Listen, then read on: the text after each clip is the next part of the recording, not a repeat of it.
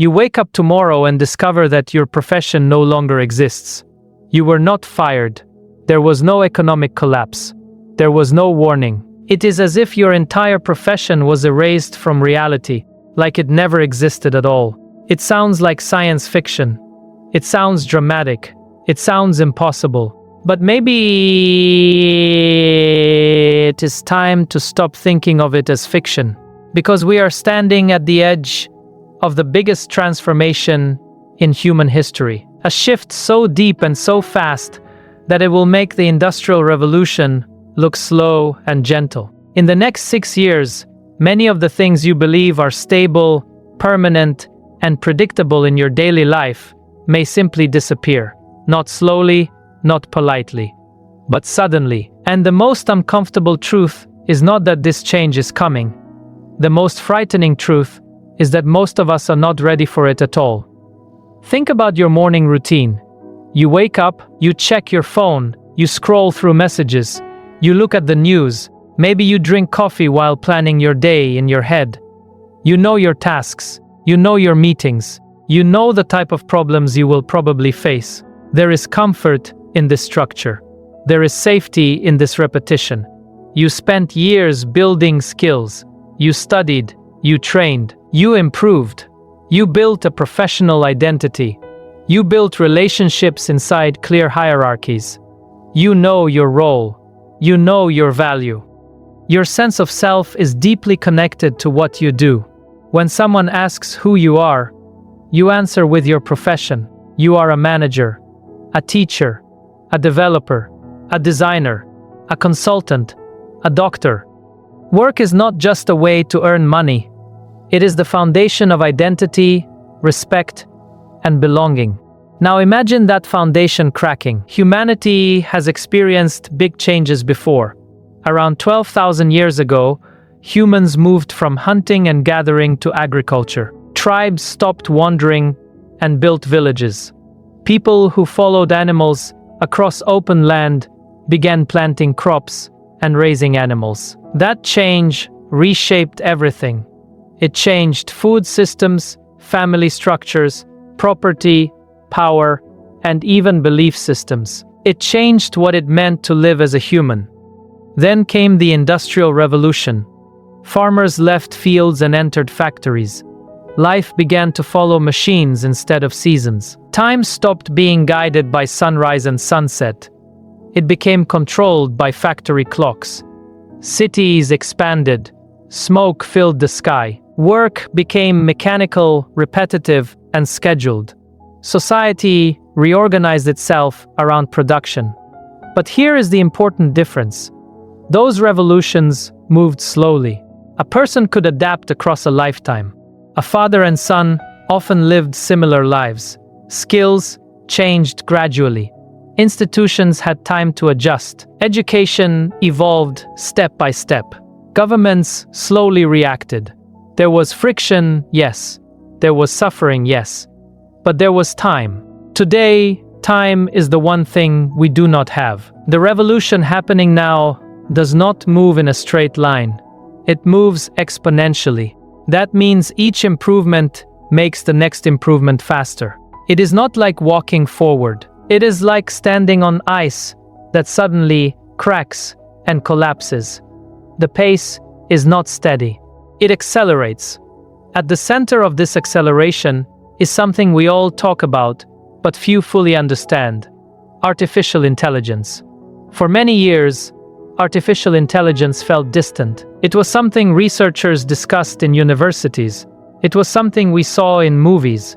When early systems played chess or recognized faces, it felt impressive but limited. AI was just a tool, a powerful calculator, something that helped humans work faster. We believed we would always remain in control. That belief started to break recently. In just a short time, AI systems learned to write essays that feel human.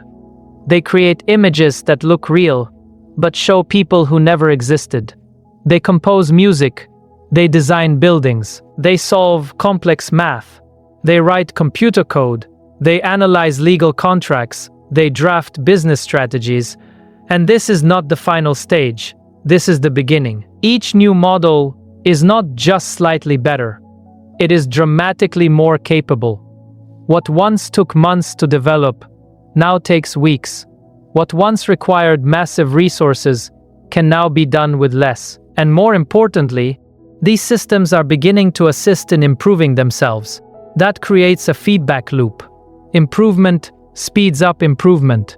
We are not simply building faster tools. We are witnessing the rise of systems that can match or even surpass human thinking in many areas. All our social structures were built on one assumption. Humans are the smartest agents on Earth. We make decisions, we solve problems, we create systems, we guide society. But what happens when that assumption is no longer true? Let us make this practical. Think about accountants. For generations, accounting required study, training, and experience. A skilled accountant did not only calculate numbers, they understood patterns, they identified risks, they advised businesses, they interpreted data. Now AI systems can analyze massive financial data sets in seconds. They can detect patterns humans might miss. They can flag irregularities instantly. They can generate reports. They can suggest strategies. They do not get tired. They do not lose focus. This is not theory. It is happening now. Radiologists are seeing AI detect tumors in medical scans with high accuracy.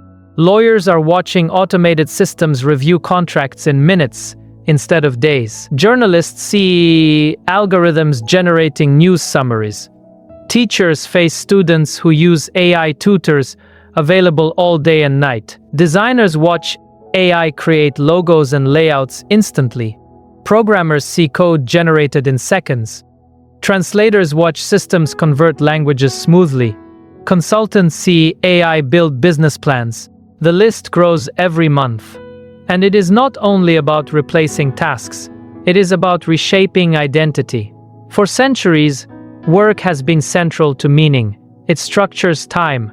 It creates routine. It builds community. It defines social position. Without work, how do we define value? If AI performs most cognitive tasks better and cheaper, what becomes of human purpose? This is not about robots taking over the world. It is about something quieter but deeper. A world where AI systems are simply more efficient at the tasks that once justified our careers. Imagine a society where many people are not needed for traditional cognitive labor. What happens to income distribution? What happens to social status? What happens to self-worth? Our institutions were designed for a human-only intelligence environment. Education trains people for jobs. Governments regulate human workers. Economies depend on employment cycles. Tax systems depend on salaries. Social identity depends on occupation. We are using old maps in a new landscape. Look at education. For more than a century, schools prepared students for predictable professions. Study hard, learn skills, get a degree, enter the workforce, build a career. That promise shaped families and cultures. But what happens if the profession you train for disappears before you graduate? What happens if the skills you learn become automated within 5 years? Our education systems are slow to change. Technology is not. And beyond economics lies something more personal. Psychological impact. When identity collapses, people feel lost. When purpose disappears, anxiety rises. If millions feel professionally displaced at once, society may face not just economic disruption, but emotional crisis. We are not prepared mentally for a world where human intelligence is no longer unique. But panic is not the solution. Denial is not the solution either. The real challenge is adaptation at a speed humanity has never experienced before. We must ask different questions. Instead of asking how to protect every existing job, we must ask what uniquely human qualities remain difficult to automate. Creativity may still matter, but AI is creative. Logic may still matter, but AI is logical. Information may still matter, but AI processes information instantly. Perhaps emotional depth, empathy, moral judgment, and lived experience will gain new value. Perhaps collaboration between human and machine will define the next era. The coming years will test flexibility, resilience, and imagination. Those who adapt quickly will find opportunity. Those who cling to the past may struggle. You may not wake up tomorrow to find your profession erased, but the world you assume will remain stable is already shifting beneath your feet. The revolution is not coming. It is here. And the real question is not whether AI will change your life. The real question is how you will change in response. For generations, we structured education around a very clear assumption. The goal was to prepare young people for specific careers. We studied mathematics because we needed to calculate. We learned grammar and writing because we needed to communicate clearly. We trained our memory because we had to retain information. Everything had a practical purpose. School was a preparation ground for the workplace. But what happens when calculators are not just tools in your pocket, but infinitely more powerful systems always available to you? What happens when artificial intelligence can write reports, essays, emails, and even books better than most humans? What happens when almost all human knowledge becomes instantly accessible through intelligent systems that not only retrieve information, but understand context and generate answers?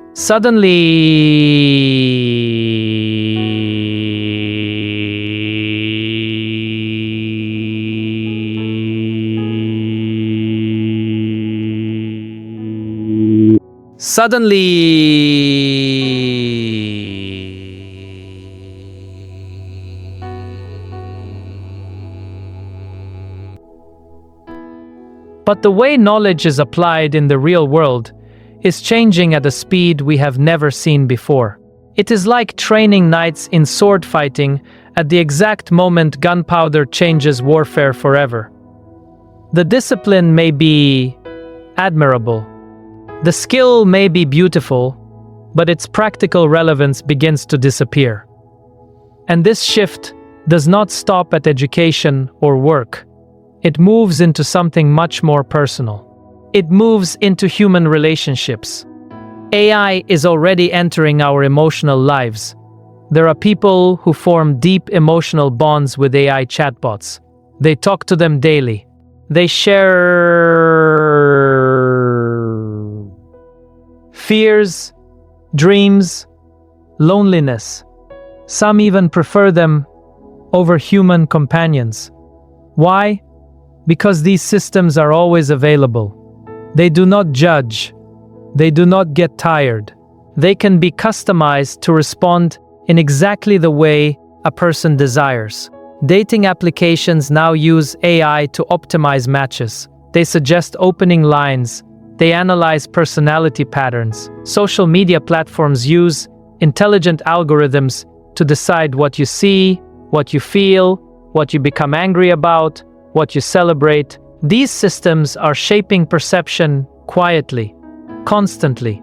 We are creating a world where the boundary between real human interaction and AI-mediated interaction is becoming blurred. And this creates uncomfortable questions. If an AI can simulate empathy perfectly, if it can understand emotional tone, if it can respond with humor, warmth, even creativity, then what makes human interaction special?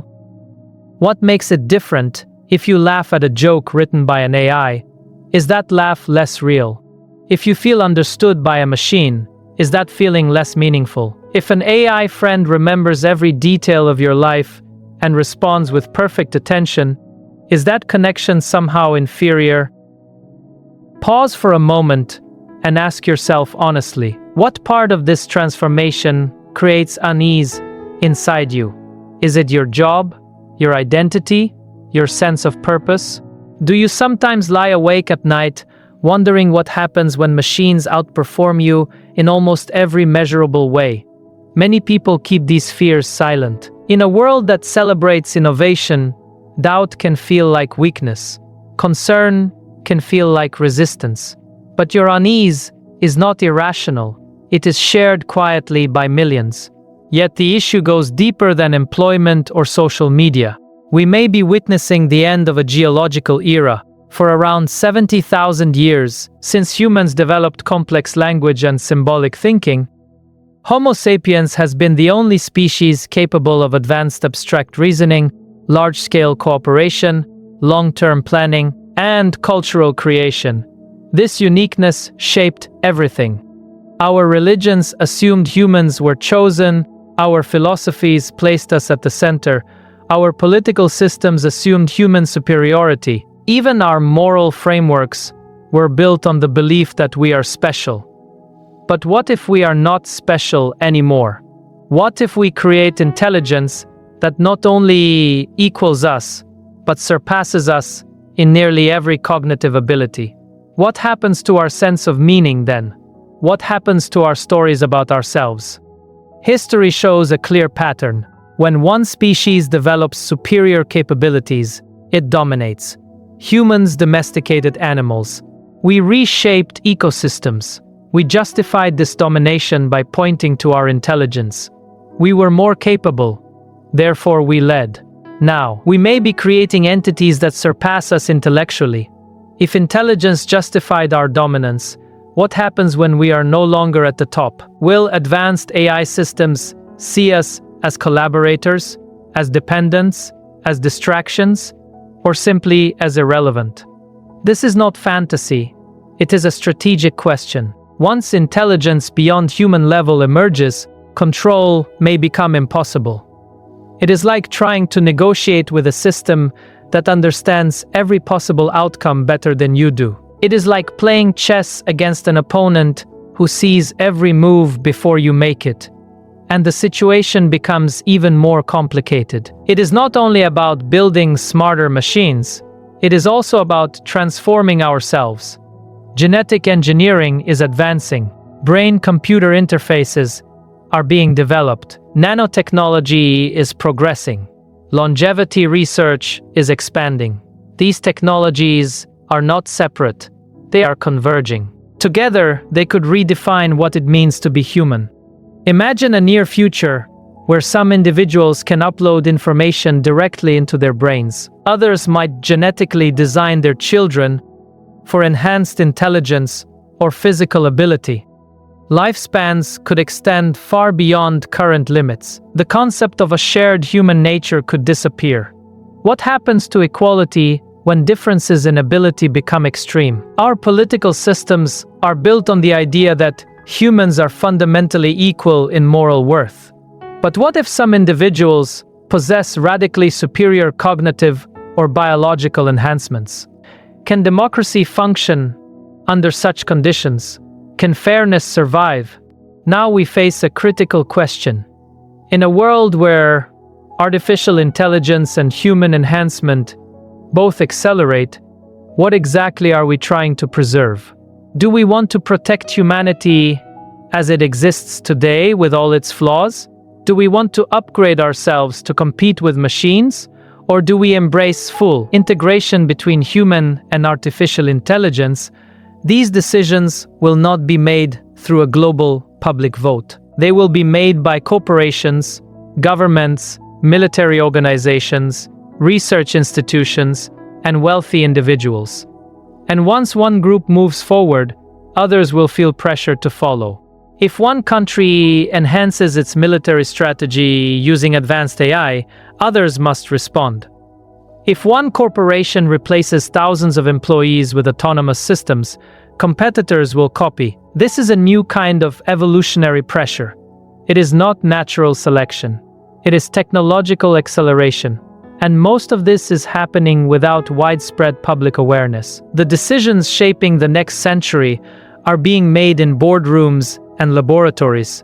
Many citizens do not even know the full scale of what is being developed. We must admit something uncomfortable. The speed of technological progress has surpassed the speed of democratic adaptation. Our political systems were designed for slow change. There was time for debate, time for consultation, time for laws to evolve gradually. Now innovation happens in months. New capabilities appear before we fully understand the last ones. Private companies can deploy technologies that affect billions before governments even begin to respond. It is like driving at extreme speed with outdated reflexes. Reaction time becomes too slow. Control becomes fragile.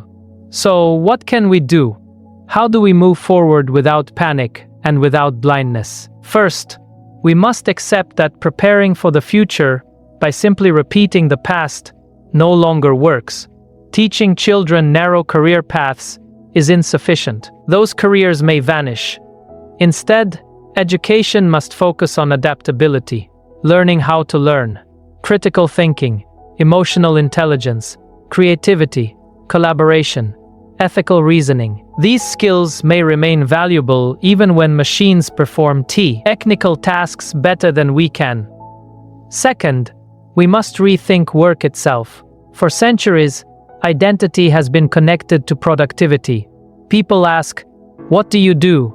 as a measure of worth. But if machines perform most economic tasks more efficiently, human value cannot depend only on output. We may need to build a society where meaning comes from experience, relationships, exploration, creativity, care, and personal growth, rather than constant productivity. We may need economic systems that support dignity without tying survival to traditional employment. Third, we must demand transparency. The development of powerful technologies cannot remain hidden behind corporate secrecy. Public awareness and ethical discussion must expand. Citizens need education about the systems shaping their lives. Fourth, we must strengthen global cooperation. Artificial intelligence and genetic technologies do not respect borders. If regulation exists in one nation but not another, development simply shifts location. Without coordination, competitive pressure drives risk. Finally, we must reflect deeply on identity. If intelligence is no longer our defining feature, what is? Perhaps empathy, perhaps moral awareness, perhaps the ability to experience meaning and suffering consciously, perhaps our capacity for storytelling and shared imagination. The coming decades will challenge assumptions that have shaped civilization for thousands of years. But fear alone will not guide us. Blind optimism will not protect us either. We need clarity. We need humility. We need courage to question comfortable narratives. The future is not predetermined. Technology does not carry destiny within it. Human choices still matter. The direction of development still depends on values, priorities, and awareness. The most dangerous response is passivity. To assume someone else will decide wisely. To assume progress automatically leads to improvement. History shows that power without reflection can create harm.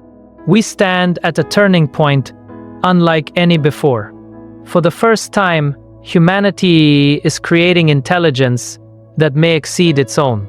For the first time, we are redesigning our own biology intentionally.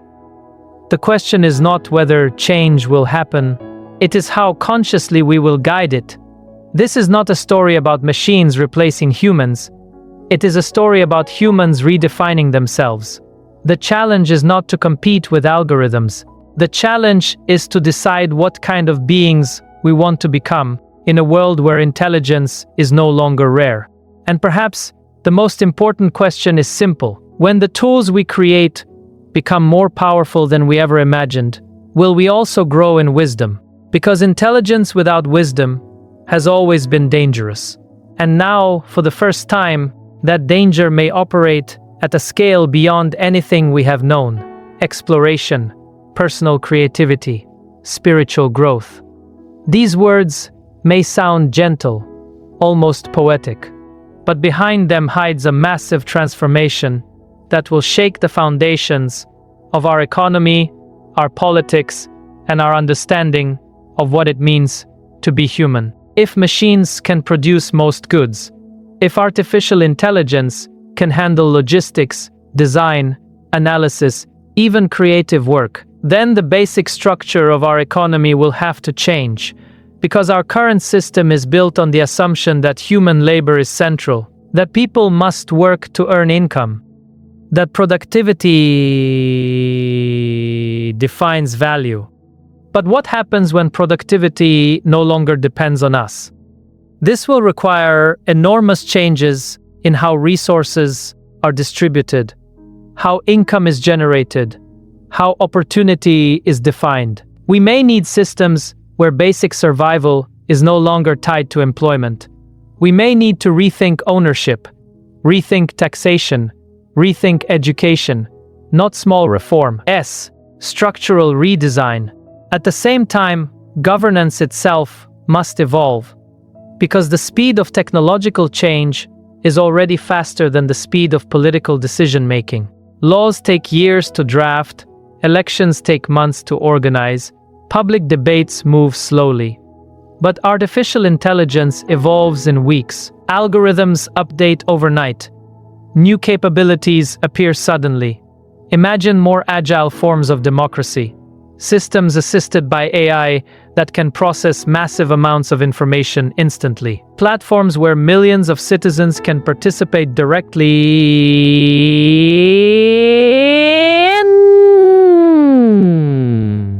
Interfaces that translate technical issues into simple language. Systems that gather opinions in real time, not just voting every few years. Continuous participation. Imagine being able to understand a complex issue, like genetic engineering or quantum computing, through intelligent summaries tailored to your level of knowledge. Imagine expressing your position and seeing instantly how it connects with millions of other voices. Imagine policies shaped dynamically instead of through slow, bureaucratic layers. We may also need new international institutions, because artificial intelligence does not respect borders. Climate change does not stop at checkpoints. Pandemics do not carry passports. Space exploration is not owned by one nation. Our current system, built on old national boundaries, struggles to coordinate at global scale. Challenges like artificial intelligence governance, climate crisis management, global health security, and space regulation require coordination that our traditional models cannot handle efficiently. We may need permanent global assemblies focused specifically on technological risks, or citizen panels dedicated to evaluating emerging innovations before they reshape society. There are already ideas like liquid democracy, systems where you can delegate your vote on specific issues to experts you trust. You might choose one person for environmental policy, another for digital privacy, another for healthcare. Participation becomes flexible, expertise becomes integrated into democratic life. But even these political innovations are not the deepest shift. The deepest shift is narrative. For thousands of years, human value was defined by utility. You hunted, you farmed, you built, you fought, you produced. Later, you engineered, you coded, you optimized, you created economic value. Society measured worth by contribution, in the traditional sense. What if machines can perform most tasks more efficiently than we can? What is left for us? This may be the defining question of our era. If utility is no longer the primary measure, perhaps human value will shift toward understanding, toward beauty, toward connection, toward transcendent experiences, toward exploration of consciousness, toward meaning-making in a universe that offers no automatic answers. Maybe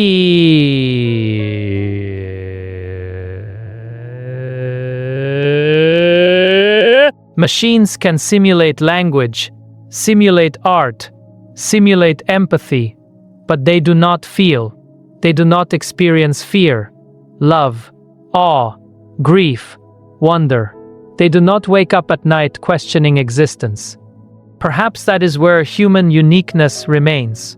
Or perhaps entirely new forms of human value will emerge. Just as hunter-gatherers could not imagine the role of a modern philosopher or digital artist, we may not yet understand what future human excellence looks like. We might rediscover practices that were pushed aside by economic pressure. Contemplation, ritual, deep play, communal storytelling, spiritual exploration, direct relationship with nature, inner development. These were once central to human life. Then productivity became dominant. Now the balance may shift again. But here is the difficult truth. We do not have centuries to slowly adapt. 6 years may sound long, but when you consider the magnitude of transformation required in education, law, economy, psychology, and culture, 6 years is almost nothing. It is like trying to redesign an airplane while it is flying at full speed. You cannot stop mid-air. You must change everything while remaining stable. And this brings us back to the core realization. In 6 years, much of what you consider normal may no longer exist. Not because of disaster, not because of war, but because our own inventions made current systems outdated. And there is something even deeper happening. The nature of reality itself is shifting. Today, you already live in multiple layers of reality. There is physical reality, your body, your home, your city, the material world. There is digital reality, social media, emails, documents, games, online conversations. And there is augmented reality, digital layers projected onto the physical world through screens and soon through glasses and neural interfaces. In the coming years, these layers will merge so tightly that the distinction between real and virtual may lose meaning. Imagine having face-to-face conversations with people who died decades ago, not as recordings, not as static videos, but as interactive AI recreations built from their data, their messages, their speech patterns, their preferences, their humor. This is not science fiction anymore. Early versions already exist. Companies analyze digital footprints to build avatars that mimic personality. Over time, these systems will become more accurate, more convincing. Imagine speaking with a loved one who passed away. The AI remembers private jokes, knows family stories, responds in familiar tones. What happens to grief in such a world? Does loss become softer? Or does it become endless? And who controls these digital identities? The family, the companies storing the data, governments, or the algorithms themselves. Memory manipulation is advancing too. Researchers have already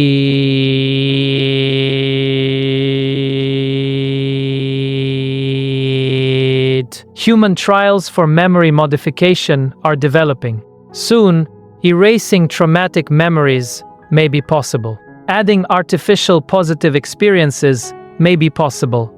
Imagine buying memories of a vacation you never took, achievements you never earned, relationships you never lived. Your brain processes them as real. Your emotional system reacts as if they happened. At first, it may sound helpful. Erase trauma, add confidence, remove pain, insert joy. But if memories define identity, and memories can be edited, then who are you? How do you distinguish between authentic experience and artificial insertion? If identity becomes editable, like a document, what happens to personal continuity? And consider the power imbalance. The AI systems that could implant experiences would have access to data about billions of people. They would know not only how to create believable memories, but which memories would influence specific behaviors. Imagine corporations programming experiences that make you more likely to buy products. Governments inserting subtle emotional associations to influence voting patterns. Manipulation would no longer happen through advertisements alone. It could happen inside perception itself. This leads to a profound question about free will. For centuries, we assumed we possess personal agency. We may be influenced, but we choose. Yet AI systems already predict behavior with surprising accuracy. They analyze your clicks, your purchases, your movement, your language patterns. They predict what you will do next. More than that, they influence it. Recommendation algorithms do not just reflect your preferences, they shape them. Social feeds do not just show your interests, they cultivate them. In the future, systems may know your emotional state before you consciously recognize it. They may predict your reactions and gently steer them. So gently that you never notice. In such a world, what remains of autonomy? At the same time, human relationships are changing. People are already forming emotional bonds with AI companions. This is only the beginning. Imagine artificial partners who always understand you, who never wake up in a bad mood, who never misunderstand your intentions, who remember every detail of your conversations, who adapt perfectly to your personality.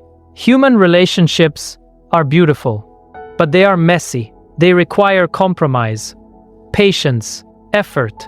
They involve disagreement, frustration, growth through conflict. Artificial relationships can be optimized for comfort, designed to meet your emotional needs without demanding equal sacrifice.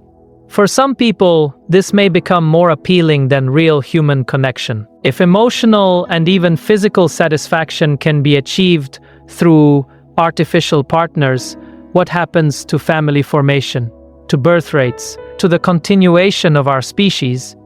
Beyond reproduction, consider emotional development. Real relationships teach empathy, conflict resolution, understanding of other minds. They are training grounds for maturity. If we rely primarily on adaptive AI companions, will we lose those skills?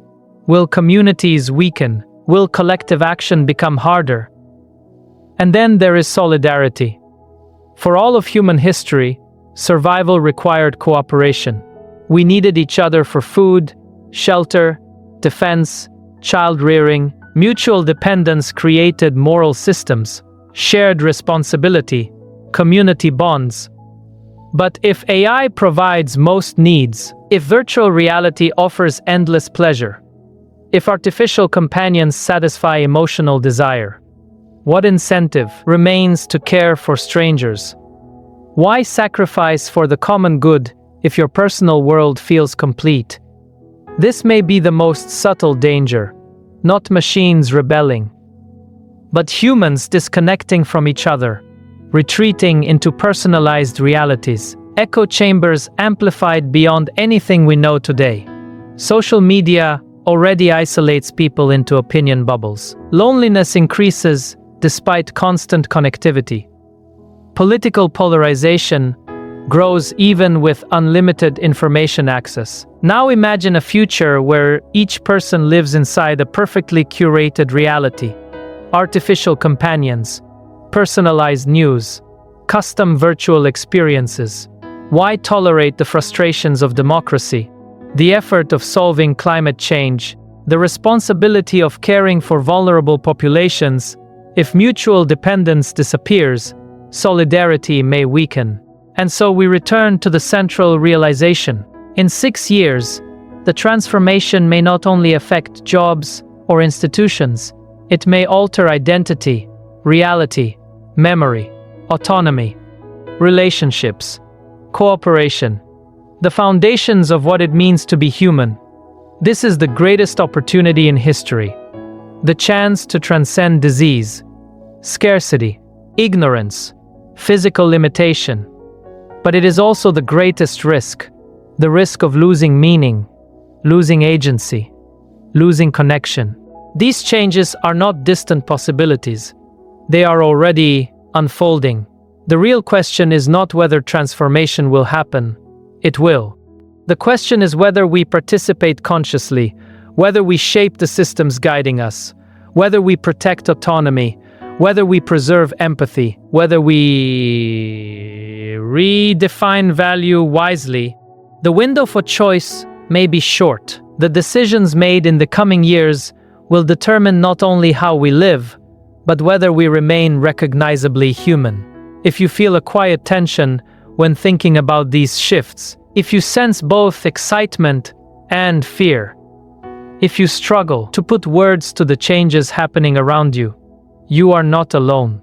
We are living in a moment when philosophical questions become practical realities, when ancient debates about identity and free will become technological design challenges, when the future of humanity depends not on distant generations, but on choices made now. This space exists for that conversation, not for panic, not for blind optimism, but for awareness, for reflection, for collective thinking. If these reflections resonate with you, join this journey, subscribe, become part of a community that seeks not just to observe change, but to understand it deeply, to question it, to shape it wisely. The transition ahead is radical, but it does not have to erase what makes us human. If we remain conscious, if we remain connected, if we remain willing to ask difficult questions, the future is not yet written. And for now, the choice is still ours.